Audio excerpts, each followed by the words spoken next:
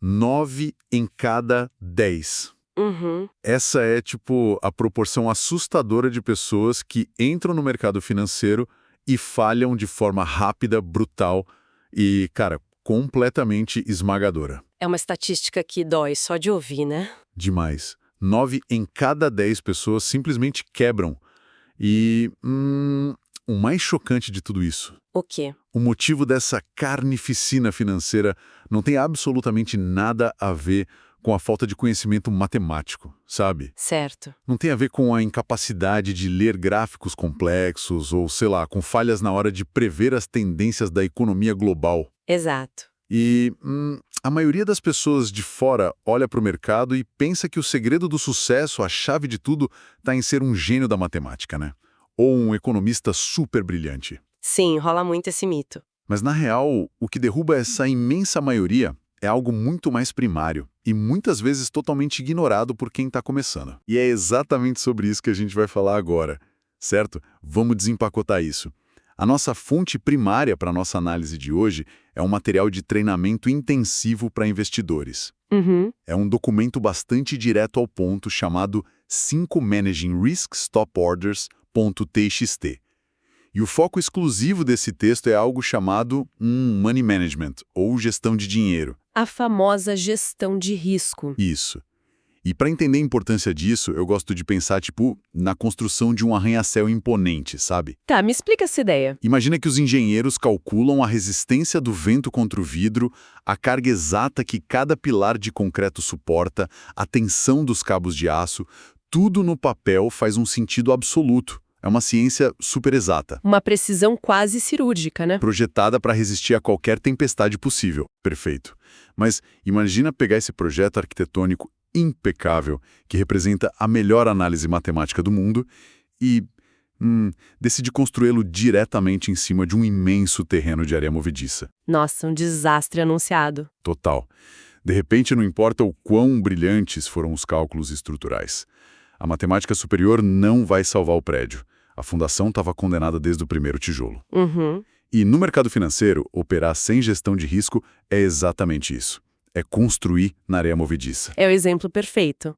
Porque o desastre não é apenas provável nesse caso. Ele é estruturalmente inevitável, sabe? Com certeza. E o que a gente vai extrair desse material hoje não são apenas dicas financeiras genéricas sobre onde colocar o dinheiro da galera que está ouvindo. Não, longe disso. São regras vitais de sobrevivência num ambiente que é extremamente hostil.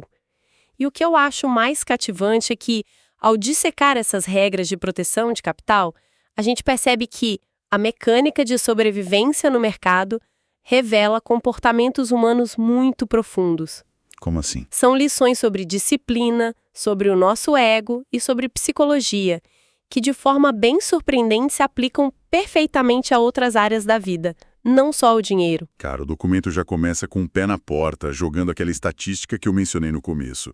90% de chance de falha total para quem não segue regras de gestão de risco. É assustador. Muito. Mas os autores do treinamento afirmam que o simples ato de aderir a essas regras rígidas, regras quase militares de gestão, aumenta a chance de sucesso em absurdos 50%. Só por seguir a regra? Apenas por seguir as regras.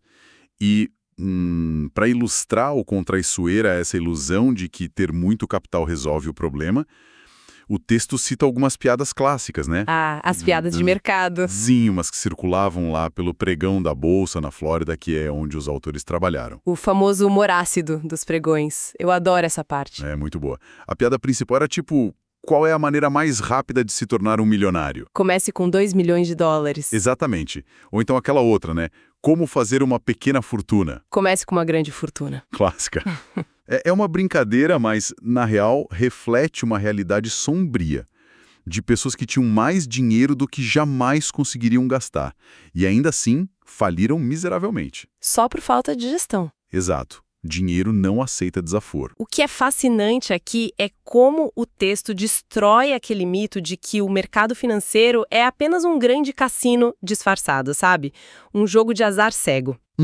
Muita gente acha isso. As pessoas costumam dizer, operar na bolsa é pura jogatina. E, segundo os autores, para quem não tem treinamento, paciência ou disciplina, é exatamente isso. É um salto no escuro rumo à ruína. Um bilhete de loteria caro. Pois é. Em um cassino real, a casa sempre tem a vantagem matemática.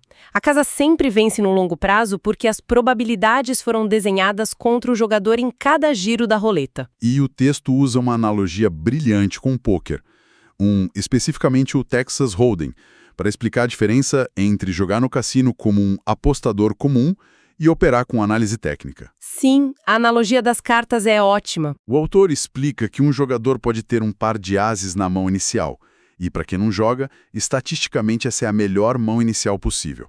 A matemática diz que esse jogador deveria ganhar a rodada. Mas, se a mesa virar 3 cartas de número 3 e o oponente tiver o quarto número 3 lá na mão dele... Os ases são esmagados por uma quadra. Exato. Uma mão inicial que era perfeita é destruída por uma probabilidade muito menor que por um mero acaso se materializou ali. Isso me faz pensar... Pera, deixa eu ver se eu entendi o argumento do texto. Pode falar. Se mesmo com a melhor análise técnica do mundo, que seriam esses ases na mão, Certo. ainda é totalmente possível perder feio de forma aleatória e imprevisível. A análise técnica não é só uma farsa, uma falsa sensação de segurança? É uma boa pergunta. Porque, qual é o sentido de passar horas estudando gráficos se um evento aleatório pode simplesmente destruir a operação inteira? Bom, essa é a grande charada que confunde tanta gente que entra no mercado. A análise técnica não existe para garantir que não vai ter perdas. Ela não evita a perda. Não, ela não é uma bola de cristal que prevê o futuro com 100% de certeza, sabe? O objetivo da análise é colocar quem opera na posição de casa do cassino e não do apostador. Ah, entendi. Virar o jogo. Isso. Ela apenas garante que as probabilidades matemáticas de longo prazo estejam favoráveis a você. A genialidade da gestão de dinheiro é entender e aceitar que perdas isoladas não anulam a validade da técnica. Elas fazem parte do processo, no fim das contas. Exatamente, elas são simplesmente um custo operacional esperado do negócio. Pensa num grande supermercado, por exemplo. Tá, um supermercado. A gerência sabe matematicamente que uma certa porcentagem das maçãs vai estragar na prateleira antes de ser vendida. É inevitável. Sim, é normal. É um custo operacional contido, não é o fim de supermercado. O problema catastrófico acontece quando o gerente se recusa a aceitar esse custo, não joga aquela maçã podre no lixo e permite que ela contamine o estoque inteiro. Cara, essa analogia da maçã é muito boa. Isso nos leva diretamente à questão de como impedir que uma perda comum, essa tal maçã estragada, destrua todo o capital do investidor. A regra de ouro. O documento apresenta a primeira e mais sagrada regra para sobreviver a esse ambiente caótico. É a regra do medo saudável e o uso obrigatório da ordem de stop. O famoso limite automático de perda. Isso. O texto insiste, quase implora, na verdade, que o operador deve se preocupar primeiramente com o quanto pode perder antes de sequer ousar pensar no quanto pode ganhar. É uma mudança de mentalidade, né? Total. Eles descrevem um cenário que é quase cômico, mas muito real, de operadores colando post-its amarelos por todo o monitor do computador, com frases em letras garrafais, tipo... Tenha uma ordem de stop em todas as operações. E... não transforme um dia vencedor em uma operação perdedora. Esses lembretes visuais são tipo uma âncora para lutar contra o nosso otimismo humano, que, nesse contexto específico do mercado, é letal. Letal. Porque, assim, grandes perdas financeiras não surgem do nada, sabe? Como um raio caindo num dia de sol. É instantâneo. Elas acontecem em câmera lenta, centavo por centavo, ali no monitor, enquanto o limite que foi estabelecido no início é deliberadamente ignorado pela pessoa que está operando. O texto dá um exemplo extremamente prático sobre isso. Imagina que alguém decida comprar ações da Apple a $100 cada. Ok, $100. A regra de ouro dita que, no exato segundo em que a compra é feita, um limite de perda, a tal ordem de stop, deve ser estabelecido em, digamos, $99,50. É uma perda máxima aceitável de só 50 centavos. Isso. E essa ideia soa exatamente como colocar o cinto de segurança antes de ligar o carro na garagem. Sabe? Ninguém entra no veículo planejando bater de frente em um poste a caminho da padaria. Ninguém quer bater o carro, óbvio. Claro que não. Mas o mecanismo de contenção extrema está lá, preventivamente, trancado e ajustado antes mesmo de o pé tocar no acelerador. Só que aqui é onde a coisa fica, cara, realmente interessante. Conta. Se a matemática é tão simples assim, e o risco de perder 50 centavos é tão microscópico e tão contido, por que é tão incrivelmente difícil para a mente humana aceitar essa pequena perda? É o grande mistério. O que as pessoas congelam na frente da tela em vez de simplesmente aceitar o arranhão no carro e seguir em frente? Olha, a resposta está na psicologia mais básica que existe. Aceitar a perda significa assumir o erro de forma irreversível. E a nossa mente humana tem uma aversão inata e muito profunda a estar errada. A gente odeia errar, né? Odeia. Quando a ação da Apple cai para 99,50, a perda ainda parece meio teórica. Porque enquanto a posição não for fechada, de fato, existe aquela ilusão reconfortante de que o jogo ainda não acabou. A famosa frase, se não vendeu, não perdeu de verdade. Exatamente isso. Aceitar os 50 centavos de perda ataca diretamente o ego do operador. Dói admitir que a análise inicial lá dos gráficos estava incorreta. Dói muito. E é por isso que a gente precisa falar sobre o mecanismo prático da ordem de stop. Como isso funciona de verdade. A virtude dessa ordem automática não é apenas financeira, ela é psicológica.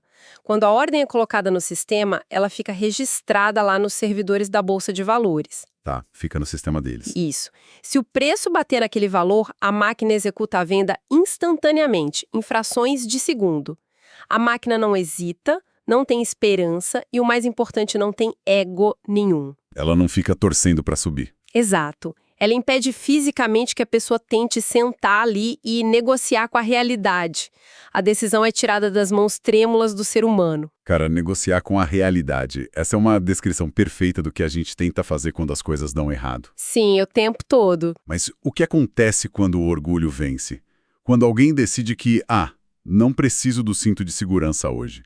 Entra lá, cancela a ordem de proteção no servidor e decide lutar corpo a corpo contra o mercado que está desabando. Aí a coisa fica feia. É aqui que o material de treinamento descreve o erro mais fatal, sombrio e destrutivo de todos.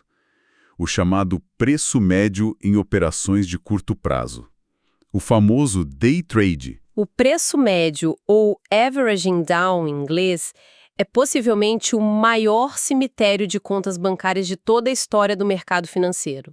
Sério mesmo. Nossa! O texto faz questão de estabelecer uma distinção clínica que é muito importante a gente pontuar. Fazer preço médio significa comprar mais de um ativo enquanto o preço dele está caindo, só para baratear o custo geral da sua compra inicial. Tá, tentar baixar a média do valor que você pagou. Exato. E para grandes investidores de longo prazo, tipo empresas gigantes que montam posições para segurar por 20 anos, essa pode até ser uma estratégia válida. Certo, o longo prazo perdoa muita coisa. Perdoa. Mas, para quem está fazendo operações rápidas, o day trade é considerado o pecado capital supremo. É estritamente, absolutamente e inegociavelmente proibido. Mas, espera, deixa eu colocar a coroa do advogado do diabo por um segundo. Porque eu consigo entender perfeitamente o instinto de quem faz isso na hora do desespero. Vai em frente. Eu adoro quando você faz isso. A cultura popular, a filosofia, tudo ao nosso redor, nos ensina que a paciência é a maior das virtudes, né? E, historicamente, no mundo dos investimentos mais tradicionais, quem tem paciência não é o mais recompensado. Na teoria geral, sim. Então, se um ativo de valor foi comprado e o preço caiu no dia seguinte, esse ativo não está simplesmente em promoção na prateleira do mercado. Não seria o caso de Atenas ter sangue frio, comprar mais barato e esperar a tempestade passar? É um raciocínio muito sedutor, né? Sim. Por que o texto é tão agressivo contra isso no curto prazo? Bom, se a gente conectar isso ao cenário geral do day trade, o perigo colossal que você acabou de descrever está na confusão do horizonte temporal. Misturar os prazos. Isso. A virtude da paciência pertence exclusivamente ao investidor de longo prazo. Mas as regras deste documento são para operações de tiro curto. Minutos ou horas, né? Exato. Para quem entrou no mercado para lucrar rápido, segurar um ativo em queda livre não é um ato de paciência nobre. É a mais profunda negação da realidade. Caramba. Pensa bem, a pessoa entrou para fazer um lucro rápido, o mercado foi contra ela e, de repente, só porque ela não quer assumir uma perda pequena, ela tenta convencer a si mesma de que agora é uma investidora de longo prazo daquela empresa. Vira sócio sem querer. Vira sócio forçado. É uma metamorfose nascida do puro desespero. E essa mentira reconfortante que a pessoa conta para si mesma é uma passagem direta para a ruína financeira. O que nos leva à ilustração que a fonte faz desse desastre total. E eu só consigo descrever isso como a espiral da morte da Apple. Essa parte do texto é angustiante. É quase um filme de terror psicológico. Acompanha só a agonia que o autor detalha passo a passo. A ação da Apple é comprada a $100. O objetivo era um lucro rápido. De repente, o preço cai para 99. O cinto de segurança, o stop, foi sumariamente ignorado. Em vez de aceitar a derrota, a mente começa a racionalizar. Começa a inventar desculpa. Sim, a pessoa pensa, bem, caiu $1 só, não é o fim do mundo, vai voltar a subir com certeza. E aí ela vai lá e compra mais 200 ações a $99 para fazer o tal do preço médio. A armadilha foi armada com sucesso. Só que o mercado, ele é implacável e continua esmagando o preço. Cai para 98, o pânico silencioso começa a bater. A frequência cardíaca sobe. A mão começa a suar. Muito. A mente entra em curto-circuito e tenta dobrar a realidade pela força do pensamento. Tipo, agora é matematicamente impossível não subir, já caiu demais. O famoso já caiu tudo que tinha para cair. Isso. E em um ato de puro desespero cego, a aposta é triplicada. A pessoa compra mais 500 ações a $98. E aí? 5 minutos depois, a ação está sendo negociada a $90. Um banho de sangue. E a conta bancária, que começou com uma perda que deveria ser de míseros 50 centavos, agora apresenta um rombo financeiro devastador de $6.000. O dinheiro virou fumaça, simplesmente evaporou. Nossa, o desgaste emocional de passar por uma espiral dessas é indescritível para quem nunca viveu isso. Deve ser enlouquecedor. E o texto deixa muito claro que o antídoto correto para isso exigia engolir o orgulho logo lá no primeiro minuto. Cortar o mal pela raiz. O correto era aceitar aquela perda humilhante, porém minúscula, nos $99,50. A pessoa ficaria de fora, segura, de braços cruzados, só observando o mercado sangrar. E o dinheiro protegido na conta. Exato, e somente depois, quando a análise técnica apontasse um novo terreno firme e seguro, o ativo seria recomprado. Dessa forma, o capital sobrevive para lutar no dia seguinte, né? Essa relutância paralisante em aceitar o erro não tem base em lógica financeira alguma, e o que eu achei mais impressionante nas anotações do treinamento é a revelação do que realmente alimenta essa paralisia debaixo da superfície. É a raiz psicológica do problema. Porque ela é alimentada por um dos sentimentos humanos mais nobres, belos e encorajadores que existem na nossa vida em sociedade. Um sentimento que é essencial para a humanidade, mas que, segundo os autores, se transforma em puro veneno quando cruza as portas do mercado financeiro. Estamos falando da esperança. A própria. O instinto natural de ter esperança. O texto cunha uma frase de impacto fortíssima lá pelo meio. A esperança não é uma estratégia para operar no mercado. Essa frase é para tatuar no braço. Com certeza. E eles vão ainda mais longe, sugerindo que muito provavelmente também não é uma estratégia muito sólida para a resolução de problemas práticos na vida real. Olha, o dado empírico que os autores trazem das trincheiras do mercado é assustador. Eles dizem que 99,9% das vezes em que há o sentimento de esperança de que algo mágico vai acontecer para salvar uma operação que está indo mal, que acontece? Trata-se de um péssimo negócio em andamento. A esperança, nesse contexto específico de tela piscando, é apenas a máscara bonitinha que o medo usa para não tomar uma atitude drástica. Caramba. E o autor até confessa isso no texto, com uma franqueza brutal. Ele diz: para ser honesto, tento pensar o mínimo possível na hora de operar. Cara, o que, convenhamos, soa quase profano para a maioria da galera que está ouvindo. Soa muito estranho, né? A vida inteira a gente é ensinado que o intelecto, a reflexão e o pensamento profundo são as verdadeiras chaves do sucesso profissional. Quando a fonte diz para pensar o mínimo possível, Isso não parece um roteiro para transformar profissionais em robôs insensíveis? Bom, isso levanta uma questão importantíssima sobre a adaptação do ser humano ao ambiente em que ele está inserido. Como assim? Não se trata de promover o pessimismo existencial, sabe? Ou a falta de inteligência, muito menos isso. É sobre adotar o que a gente pode chamar de um realismo tático extremo. Realismo tático, gostei disso. Porque, veja bem, ter esperança é uma característica maravilhosa e absolutamente necessária para a nossa sobrevivência emocional. É essencial para construir uma família, para criar arte, para impulsionar as grandes inovações da ciência. A esperança nos mantém vivos como espécie. Sim, é o motor da humanidade. Mas o mercado financeiro é uma força inanimada. Ele não tem rosto, não tem sentimentos, não sabe quem está do outro lado da tela clicando no botão, não sente pena de quem está perdendo as economias de uma vida inteira e, categoricamente, não recompensa a fé cega. O mercado é cego e surdo para nossa dor. Totalmente. O pensamento excessivo na hora da crise financeira é só um mecanismo que o cérebro usa para criar desculpas bem elaboradas, para quebrar as próprias regras de sobrevivência que você estabeleceu antes. Sabe a desculpa de, só dessa vez? Isso. A regra de saída deve ser fria, deve ser mecânica e imune a caprichos emocionais. E essa mentalidade mecânica é o que sustenta a regra número 4 do texto, né? Nunca transforme uma operação vencedora em uma perdedora. Nossa, essa é fundamental. A proteção do capital deve ser ativa e contínua.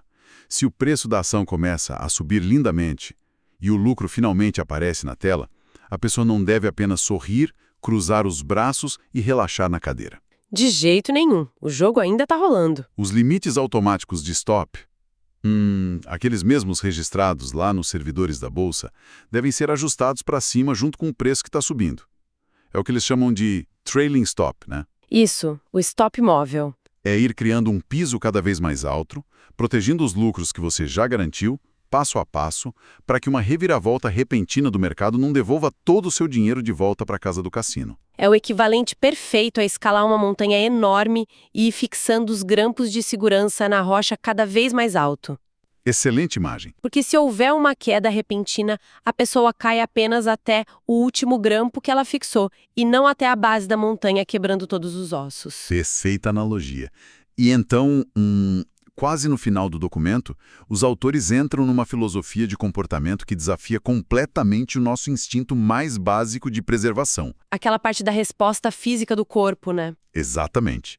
Eles mencionam que, de modo geral, quando o preço de uma ação ou de todo o mercado despenca de forma tão violenta que chega a causar uma sensação física real de enjoo em quem está assistindo... Aquele suor frio. Aquele embrulho agudo no estômago, sabe? Aquela vontade incontrolável de desligar o computador correndo e fugir para as montanhas. Sim, o pânico absoluto. Segundo eles, geralmente e quase exatamente, nesse momento de pânico máximo que surge o cenário ideal e mais lucrativo possível para comprar. Então, o que tudo isso significa? O treinamento exige agir justamente quando a resposta física do seu corpo grita para você fazer o oposto. É loucura, né? Mas essa sensação de enjoo revela o paradoxo fundamental desse universo das finanças. Qual paradoxo? Os instintos naturais humanos de fuga frente ao perigo, de ter esperança frente ao desconhecido e de proteger o próprio ego, tão perfeitamente invertidos em relação ao que realmente gera lucro no mercado. Tudo ao contrário. Tudo. Quando o estômago embrulha daquele jeito, significa que o pânico generalizado tomou conta de todos os operadores e eles estão liquidando tudo a qualquer preço. Eles estão jogando as coisas pela janela. E aí que tá a barganha. O documento, no fim das contas, não ensina apenas a ler números e definir porcentagens numa planilha. Vai muito além disso. Ele exige uma reprogramação comportamental agressiva. É preciso treinar a mente e quase domar o corpo para agir deliberadamente contra a própria natureza humana. É quase como se o mercado fosse um ecossistema alienígena onde o nosso oxigênio normal é totalmente tóxico. Uma ótima forma de ver. E, bom, para amarrar essas lições tão intensas que a gente extraiu dessa fonte hoje, a mensagem que fica é super cristalina. A sobrevivência ao longo prazo, seja lá no pregão caótico e barulhento da Flórida descrito naquelas piadas, ou no silêncio do escritório na sua casa operando pelo celular, não é fruto de tentar prever o futuro com uma bola de cristal. Até porque ela não existe. Pois é. Ninguém acerta perfeitamente a direção do vento em 100% das vezes. A sobrevivência é puramente sobre gerenciar o seu fracasso de uma forma genial. Gerenciar o fracasso. Essa é a essência do negócio. Trata-se de saber de forma íntima, matemática e, acima de tudo, inegociável, o próprio limite de tolerância à dor e à perda. Encontrar o ponto exato de pular fora do navio muito antes que a água gelada chegue ao convés principal é uma habilidade rara. E é isso que a ordem de stop faz por você. Ela é o bote salva-vidas. E dominar essa habilidade de aceitar pequenos arranhões não economiza apenas um caminhão de dinheiro na conta, economiza tempo de vida, preserva a saúde física e evita um desgaste mental que muitas vezes é, simplesmente irreparável. Com certeza. E olha, se a gente permitir que os princípios destas regras financeiras transbordem para uma visão mais ampla da nossa rotina, há uma provocação muito profunda aqui no final. Manda bala, qual é a reflexão? O mercado financeiro é o ambiente mais implacável e impessoal que existe no mundo.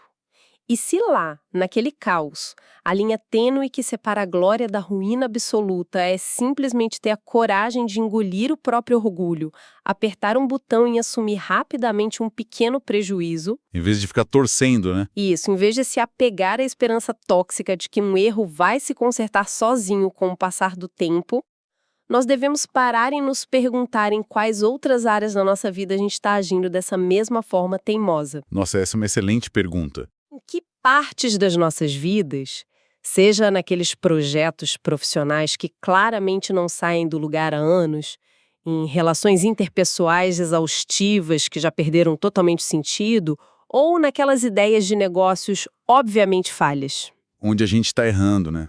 Em quais dessas áreas a gente está teimosamente dobrando nossas apostas?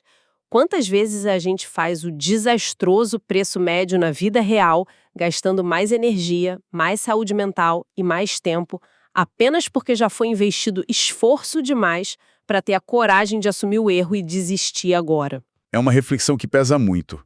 Aquele custo irrecuperável que prende a gente. Talvez todos nós precisemos configurar algumas ordens de stop na nossa vida prática, sabe?